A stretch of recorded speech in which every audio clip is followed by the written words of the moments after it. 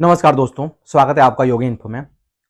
दोस्तों जरा सोचिए, अगर किसी देश के टॉप लीडर्स और जनरल खत्म कर दिए जाएं, फिर भी वो देश लंबे समय तक युद्ध लड़ता रहे और उसके पास पहले से ही फोर्थ लाइन बैकअप तैयार हो और दुश्मन को यह भी पता ना हो कि असली कमांड किसके हाथ में है, तो क्या उस देश को हराना आसान होगा? जी हाँ दोस्तों, मिडिल ईस्ट में अभी यही रणनीति बहुत चर्चे में है और इसे ही कहा जा रहा है ईरान की फोर्थ लाइन सक्सेसर स्ट्रैटेजी। और यही वजह है कि अमेरिका और इजराइल दोनों एक लंबी जंग से डर रहे हैं।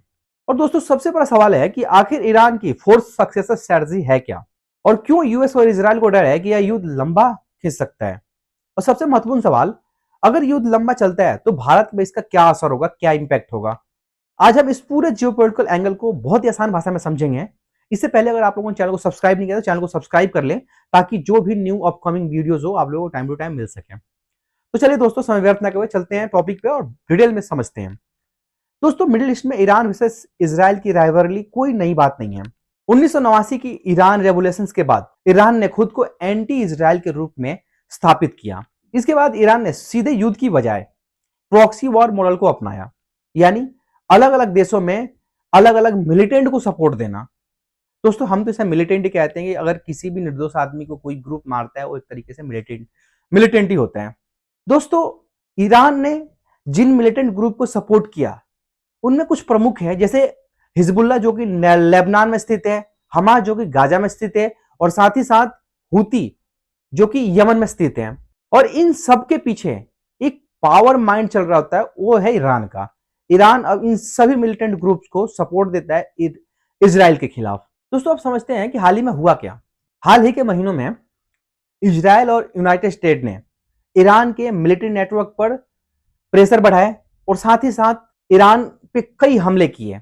एक मिलिट्री ऑपरेशन चलाया और जिसमें यूएस ने कहा कि हमने ईरान के जो भी न्यूक्लियर अड्डे थे उनको तबाह कर दिया। इसके कुछ महीनों बाद फिर से एक मिलिट्री ऑपरेशन चलाया जाता है इजराइल और यूएस के द्वारा, और कहा जाता है कि ये ईरान के न्यूक्लियर फैसिलिटीज को बर्बाद और तबाह करने के लिए है।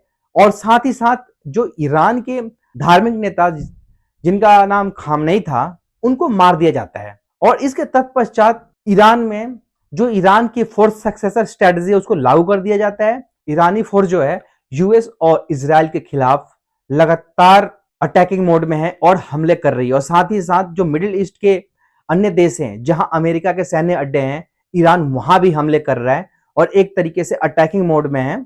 और दोस्तों सबसे इंपॉर्टेंट, ये फोर्स सक्सेसर स्ट्रेटजी है क्या, इसे सिंपल लैंग्वेज में समझे तो अगर युद्ध में टॉप लीडर खत्म हो जाए तो भी कमांड चेन टूटती नहीं है।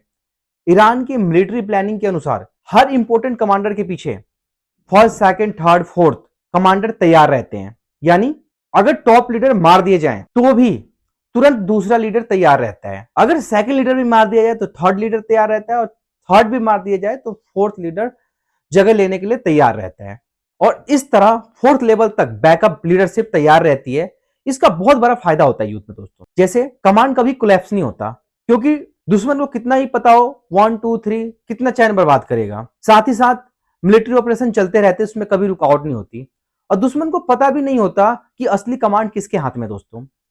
और इसी स्ट्रेटजी को guerrilla warfare plus decentralised command का मिक्स कहा जाता है।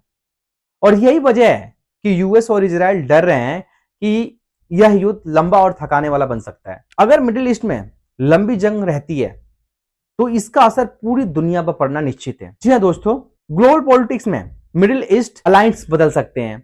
सबसे बड़ा इंपैक्ट तो ऑयल सप्लाई पर पड़ सकता है दोस्तों, क्योंकि दुनिया का सबसे बड़ा ऑयल रूट गुजरता है स्टेट ऑफ हार्मोन्स यहीं से। अगर यह रूट लंबे समय के लिए डिस्टर्ब रहता है तो ग्लोबल ऑयल प्राइस तेजी से आगे बढ़ सकते हैं, प्रॉक्सी वॉर बढ़ सकता है, टेरर अटैक का खतरा भी बढ़ सकता है इसमें।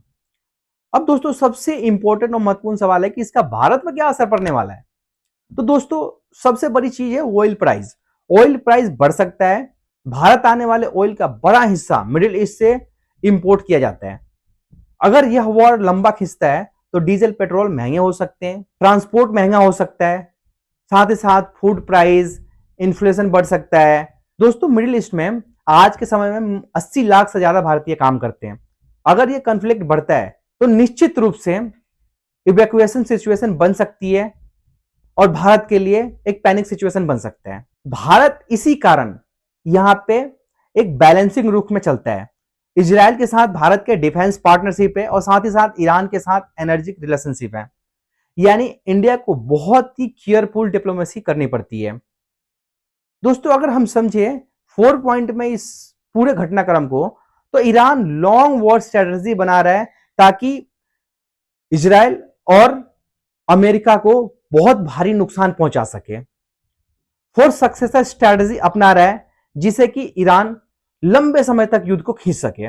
इससे यूएस और इजराइल को लंबी जंग का डर सता रहा है। दोस्तों अगर कॉन्फ्लिक्ट बढ़ता है तो ग्लोबल ऑयल मार्केट और इंडिया की इकोनॉमी प्रभावित हो सकती है, यह निश्चित है। दोस्तों इतिहास हमें सिखाता है कि युद्ध केवल हथियारों से नहीं जीते जाते, बल्कि रणनीति, धैर्य और प्लानिंग से जीते जाते हैं। और अगर ईरान की फोर्स सक्सेसर स्ट्रेटजी सच में लागू होती है तो मिडिल ईस्ट की यह लड़ाई सालों तक चल सकती है और इसका असर दुनिया की राजनीति और अर्थव्यवस्था दोनों पर पड़ना निश्चित है। अब आप बताइए कि क्या आपको लगता है कि मिडिल ईस्ट में यह जंग लंबी चल सकती है या फिर अमेरिका इजराइल जल्द ही स्थिति को कंट्रोल कर लेंगे? अपनी राय कमेंट बॉक्स में जरूर लिखें। अगर आप चाहते हैं कि ऐसे ही सिंपल और डीप जो पॉलिटिकल एनालिसिस वीडियो आपको टाइम टू टाइम मिलते रहे तो चैनल को सब्सक्राइब करना बिल्कुल भी ना भूलें। जब तक के लिए दोस्तों नमस्कार, धन्यवाद।